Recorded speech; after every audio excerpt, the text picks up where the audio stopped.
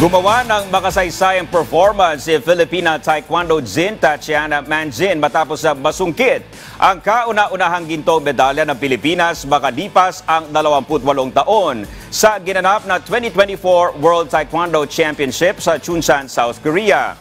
Nanguna si Manjin sa unang round katapat ang Korean vet na si Yang Kim 14-8. Pero agad naman bumawi ang Koreana sa dikitang laban sa second round sa score na 3-4. Pero nanaig pa rin ang University of Santo Tomas Lady Jin sa ikatlo at huling round 7-6 para tuluyang selyuhan ang panalo at ibulsa ang gintong medalya para sa Pilipinas. Ang nasabing kompetisyon ay isa sa mga maituturing na pinakamalaking taekwondo tournament para sa juniors category na ginaganap lang tuwing 2 taon. Simula nang ito'y inilunsad sa Barcelona noong 1996. Ito rin ang taon ang huling makuha ng Pilipinas ang gintong medalya sa pamamagitan ni Pinoy Taekwondo Jin Alex Borrobeo.